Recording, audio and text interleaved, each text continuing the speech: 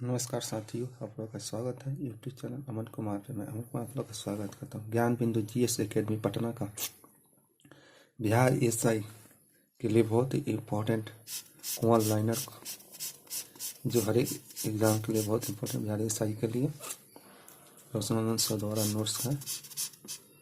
इस Megasthenes Seleucus निएटर का राजदूत था। मेगानिस्ट किसके राजदूत था? सेल्यूकस निएटर का राजदूत था। मेगास्थनीज सेल्यूकस निएटर का राजदूत था। मेगास्थनीज सेल्यूकस निएटर का राजदूत था जो चंद्रगुप्त मौर्य के दरबार में आया था। मेगास्थनीज सेल्यूकस निएटर का राजदूत था जो चंद्रगुप्त मौर्य के दरबार में आया था। इन्होंने इंडिका नामक ग्रंथ की रचना की। मेगास्थनीज किसके दरबार में? मेगास्थनीज सेल्यूकस निएटर के राजदूत था जो चंद्रगुप्त मौर्य के दरबार में आया था। इन्होंने इंडिका नामक ग्रंथ की रचना की। मेगास्थनीज सेल्यूकस निएटर के राजदूत था जो चंद्रगुप्त मौर्य के दरबार में आया था। इन्होंने इंडिका नामक ग्रंथ की रचना किया था। डाइमेकस सीरियन नरेश अंत्योकस का राजदूत था। डाइमेकस सीरियन नरेश अंत्योकस का राजदूत था। डाइमेकस सीरियन नरेश अंत्योकस का राजदूत था।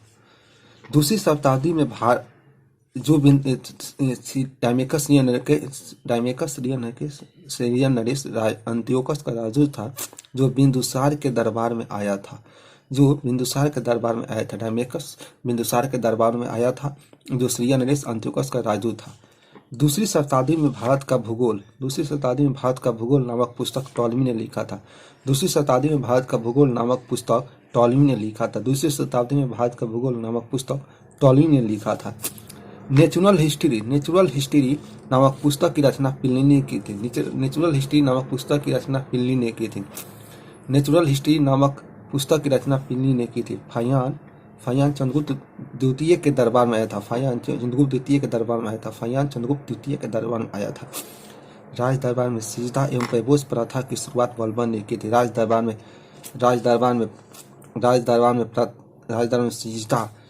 सिजदा एवं पैबोस प्रथा की शुरुआत बलबन ने किया था। बलबन ने फारसी रीति रिवाज पर आधारित त्योहार नौरोज उत्सव को प्रारंभ कराया। बलबन ने फारसी रीति रिवाज पर आधारित त्योहार नौरोज उत्सव का आरंभ करवाया था। बलबन ने फारसी रीति रिवाज पर आधारित त्योहार नौरोज उत्सव का प्रारंभ करवाया। लौ एवं रक्त की नीति बलबन ने अपनाया था।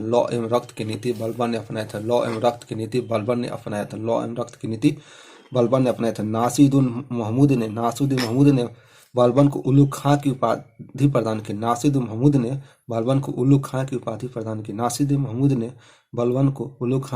प्रदान की। बलबन के दरबार में फारसी के प्रसिद्ध कवि अमीर खुसरो एवं अमीर हसन रहते थे।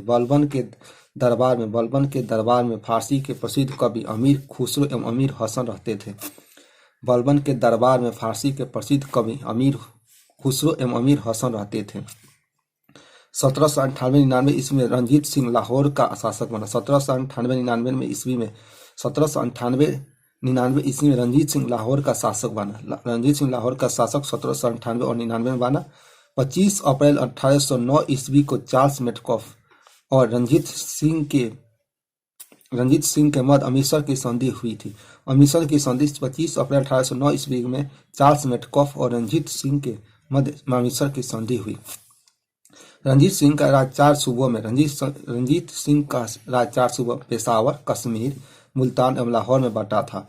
रंजीत सिंह का राज 4 सूबों में बटा था। पेशावर, कश्मीर, मुल्तान, लाहौर में बटा था।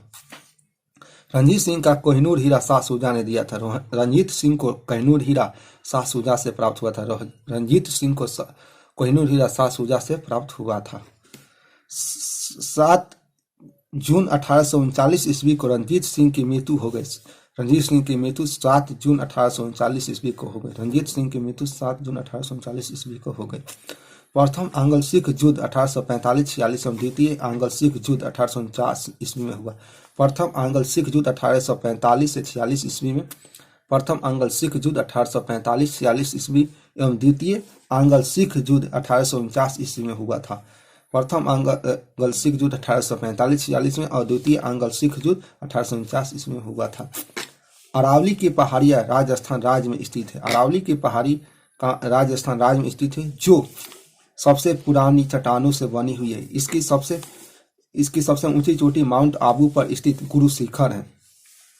अरावली की पहाड़ियाँ राजस्थान राज्य में है जो सबसे पुरानी चट्टानों से बनी है। अरावली की पहाड़ी जो राजस्थान राज्य में है जो सबसे ऊंची चोटी सबसे पुरानी चट्टान से बनी हुई, इसकी सबसे ऊंची चोटी माउंट आबू पर स्थित गुरु शिखर अरावली पर्वत के सबसे ऊंची चोटी माउंट आबू पर स्थित शिखर गुरु शिखर है।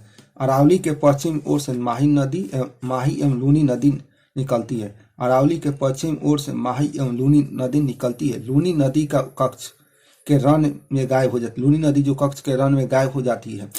अरावली के पश्चिमी ओर से माही एवं लूनी नदी निकलती है जो लूनी नदी कक्ष के रन में गायब हो जाती है। माही नदी कर्क रेखा को 2 बार काटती है। माही नदी कर्क रेखा को 2 बार काटती है। माही नदी कर्क रेखा को 2 बार काटती है। भारत का रूट प्रदेश छोटा नागपुर पठार को कहा जाता है। भारत का रूट प्रदेश छोटा नागपुर पठार को कहा जाता है। भारत का रूट प्रदेश छोटा नागपुर पठार को कहा जाता है। मलवा का पठार पश्चिमी मध्य प्रदेश में मालवा का पठार पश्चिमी मध्य प्रदेश एवं दक्षिण पूर्व राजस्थान राज्य में है। मालवा का पठार पश्चिमी मध्य प्रदेश एवं दक्षिण पूर्व राजस्थान राज्य में है।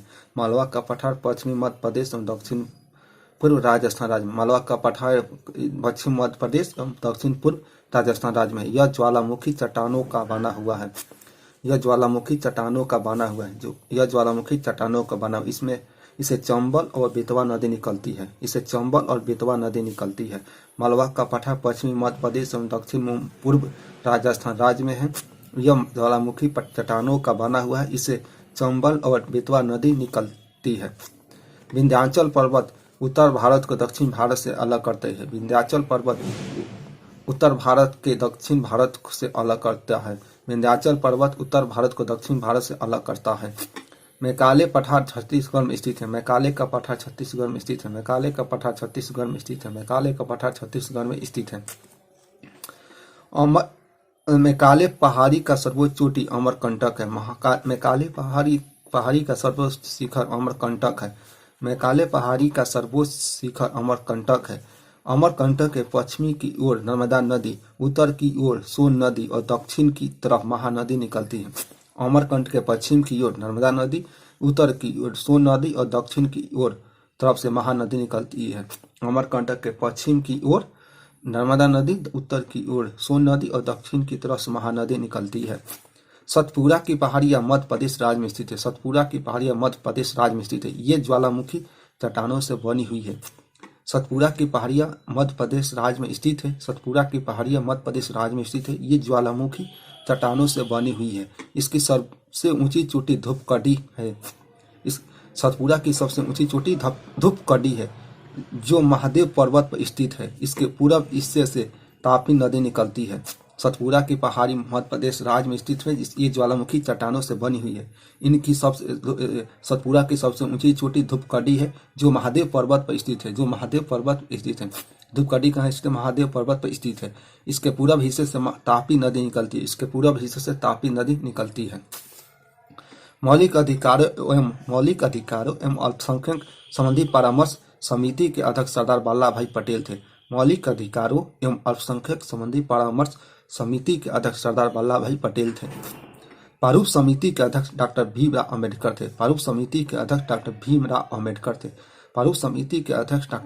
अम्बेडकर थे। मौलिक अधिकारों एवं अल्पसंख्यक संबंधी परामर्श समिति को 2 उप समितियां थी। मौलिक अधिकार एवं अल्पसंख्यक संबंधी परामर्श के लिए सलाह के लिए 2 उप समितियां थी। मौलिक अधिकार उप समिति जेबी कृपलानी। मौलिक अधिकार उप समिति के अध्यक्ष जेबी कृपलानी। अल्पसंख्यक उप समिति एससी मुखर्जी। मौलिक अधिकार उप समिति जेबी कृपलानी। अल्पसंख्यक उप समिति एचसी मुखर्जी। संविधान सभा के सदस्यों में अनुसूचित जनजाति के सदस्यों की संख्या 33 थी। संविधान सभा में अनुसूचित जनजाति के सदस्यों की संख्या 33 थी। संविधान सभा में महिला सदस्यों की संख्या 15 थी। 11 दिसंबर 1946 को डॉक्टर राजेंद्र प्रसाद संविधान के अस्थायी अध्यक्ष निर्वाचित हुए। 11 दिसंबर 1946 को डॉक्टर राजेंद्र प्रसाद संविधान के अस्थायी अध्यक्ष के रूप में निर्वाचित हुए। संविधान सभा की कार्यवाही 13 दिसंबर 1946 को जवाहरलाल नेहरू द्वारा पेश किए गए उद्देश्य प्रस्ताव के साथ प्रारंभ हुई। संविधान सभा की कार्यवाही 13 दिसंबर 1946 को जवाहरलाल नेहरू द्वारा पेश किए गए उद्देश्य प्रस्ताव के साथ प्रारंभ हुई। 22 जनवरी 1947 को उद्देश्य प्रस्ताव की स्वीकृति के बाद संविधान सभा ने संविधान निर्माण हेतु अनेक समितियां नियुक्त की। इनमें प्रमुख समिति थी। 22 जनवरी 1947 को उद्देश्य प्रस्ताव की स्वीकृति के बाद संविधान सभा ने संविधान निर्माण हेतु अनेक समितियां नियुक्त की। इनमें प्रमुख थी वार्ता समिति, संघ संविधान समिति, प्रांतीय संविधान समिति, संघ शक्ति समिति, प्रारूप समिति, संविधान सभा द्वारा प्रारूप समिति। 22 जनवरी 1947 को उद्देश्य प्रस्ताव की स्वीकृति के बाद संविधान सभा ने संविधान निर्माण हेतु अनेक समितियां नियुक्त की। इनमें प्रमुख समिति थी वार्ता समिति, संघ संविधान समिति, प्रांतीय संविधान समिति, संघ शक्ति समिति, प्रारूप समिति। संविधान सभा द्वारा 29 अगस्त 1947 को एक संकल्प पारित करके प्रारूप समिति का गठन किया गया था। संविधान सभा द्वारा 29 अगस्त 1947 को एक संकल्प पारित करके प्रारूप समिति का गठन किया गया था।